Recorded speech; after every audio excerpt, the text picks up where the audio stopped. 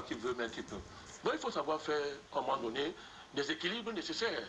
Et qui a aussi dit que la Chine ne prend pas ce qui est... Mais voilà, donc il y a toutes ces phrases-là qui, comme en parallèle, on voit quand même que non, on peut comprendre que le président, ça arrive à tous les présidents. D'ailleurs, le brillant Macron, c'est encore plus grave. C'est encore plus grave qu'on ait un donneur de leçons permanent pour un pays comme la France, qui donne des leçons matin, midi, soir, et qui veut civiliser les pays africains. Le président camerounais, le président camerounais, je termine, vous en prie. Le président camerounais, il ne se mêle pas des affaires qui ne le regardent pas. Il ne se mêle pas des affaires des autres pays. On le lui reproche. Mais de quoi? Même parti. La France n'est pas ma même partie, monsieur. Ah, d'accord. On a vu le président. N'est pas la même partie du Cameroun. Bandakani, on a vu le président Biya au moment de la transition, enfin, au moment du changement à la tête de l'État au Gabon. On l'a bien vu. Il a se mêlé. Vous avez entendu un Gabonais dire qu'il se mêle? Non, attention. On l'a bien vu. Le président vous l'avez pas vu? Non, il est si, mais il ne s'est pas mêlé. Vous avez vu quel Gabonais se plaindre de l'ingérence du président bien dans l'affaire gabonaise? Aucun. Je ne parle même pas des officiels, même pas un Gabonais qui n'est pas au gouvernement. Donc, quand on s'ingère, on connaît. Mais on a vu les Camerounais se plaindre de l'indifférence du président. Maintenant, vous appelez ça pour les questions de l'Afrique. Non, les présidents africains voulaient ce qui n'est pas indifférent. Puisqu'ils lui demandent des conseils en tant que sage. Kagame l'a dit. Macky Sall l'a dit. D'autres ne le disent pas. Mais c'est un sage. Mais attendez. Il s'intéresse. Mais il sait bien faire la différence entre la coopération, le respect des partenaires des pays.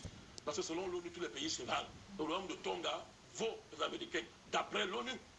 Donc il sait faire la part des choses. Il fait le sage. Et d'ailleurs, pourquoi il ne va plus au sommet de l'Union africaine? On connaît pourquoi. Pourquoi? Parce que certains présidents africains n'ont pas été corrects envers le Cameroun lors de certaines affaires importantes. La dévaluation de 94. Bandakani, avec ta permission, si il est établi que le président Biya utilise beaucoup de tact, beaucoup de sagesse dans les couloirs diplomatiques, mais les gens s'étonnent. Les Camerounais se posent la question de savoir pourquoi maintenant la relation avec la France semble particulièrement tendue. Oui, mais parce que le Cameroun est dans une dynamique d'émancipation. Vous croyez qu'on va liquider ce que les Français ont fait ici en 60, de 56 en 70 comme ça? Quels sont les enjeux géopolitiques de cette affaire? Les gros enjeux sont là. Le président n'a pas renouvelé les accords secrets de coopération. Vous ne le savez pas, tout le monde le sait aujourd'hui. C'est ce qui peut justifier l'île de M. Macron? Tous les présidents français successifs, depuis Sarkozy, même depuis Chirac, voulaient la tête du président. Parce qu'il n'a pas renouvelé les accords. Or, dans tous les pays africains, la France a imposé le renouvellement des accords. Le président Ouattara, c'est son travail. Vous connaissez les bonnes relations avec la France. Il est allé même très loin. Il a pratiquement donné la Côte d'Ivoire à la France et aux chocolatiers internationaux. Et le port autonome de Douala qui échappe à Bologne. Les faits sont là. Dites-moi non. Le dossier ivoirien, il sait ce que c'est. Les faits sont là. Allez voir la Côte d'Ivoire. Allez voir Vivien qui appartient à la Côte d'Ivoire. Bandakani, aux Ivoiriens. Je ne vais pas créer l'incident aux Ivoiriens. Nous parlons du Cameroun.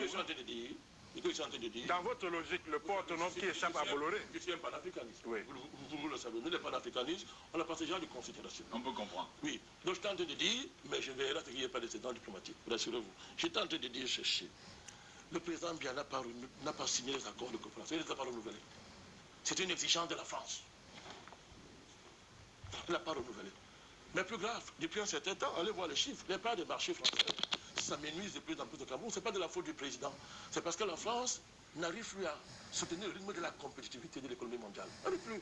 Comme vous êtes habitué à des marchés fermés, à des monopoles, et qu'il y a la concurrence qui arrive de manière subite, vous n'êtes pas préparé à l'affronter. Vous voulez toujours avoir des cadeaux de l'État. Vous voulez toujours avoir des concessions.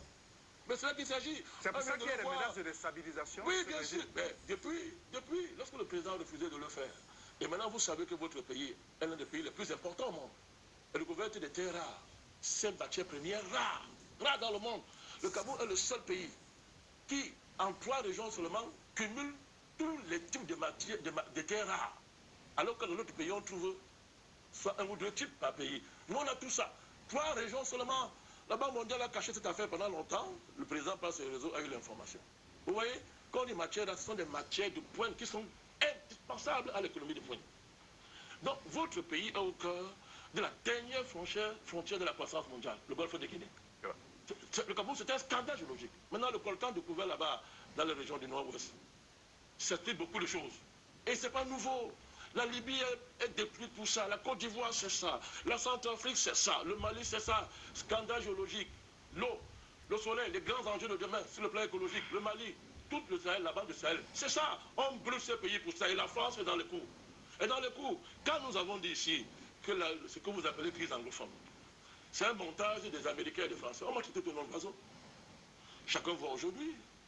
Alors aujourd'hui, quand la France fait de la crise anglophone son nouveau fonds de commerce et diplomatique, c'est pour faire quoi? Elle aime beaucoup les anglophones. Vous voulez qu'on appelle l'histoire? Cette affaire-là, la France est en partie responsable. Donc vous minimisez, pourquoi? Vous minimisez les revendications. Vous minimisez les revendications de nos compatriotes anglophones. Je ne les minimise pas. Mais les revendications ne sont pas supérieures à celles de tous les Ils sont manipulés, c'est ce que vous laissez entendre.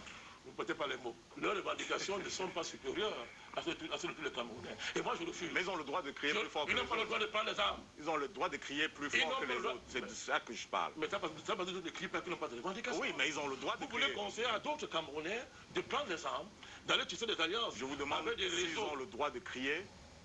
Le mal-être. Le Cameroun a le droit de crier. Oui, ils ont le droit de crier. Oui, ils ont le droit. Le Cameroun a le droit de crier. Qu'on s'entende bien. Je parle anglophone, je connais les frustrations de nos compatriotes qui sont là-bas. Mais ce qu'on en a fait, c'est que je n'accepte pas. Quand on prend les armes contre son pays, quand on massacre mes militaires, la vaillante armée du Cameroun, cette grande armée que je défendrai même au prix de mon sang, l'armée du Cameroun, quand on veut la diaboliser, quand on veut la détruire. Mais cette armée n'est pas indemne de tout reproche. On est indemne de reproche. L'armée française est indemne de reproche. Ah, la France est un modèle pour vous en ce moment.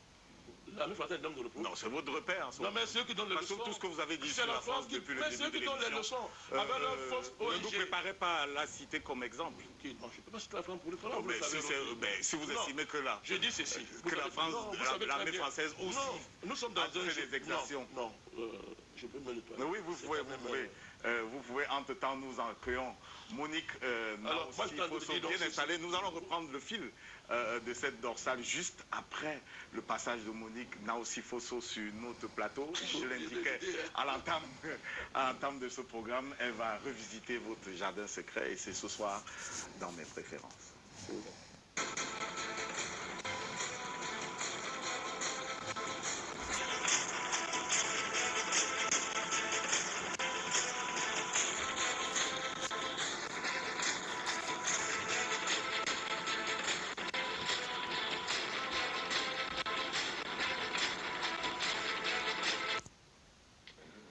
Monique Naossi, bonsoir. Bonsoir Audrey. Et bienvenue dans cette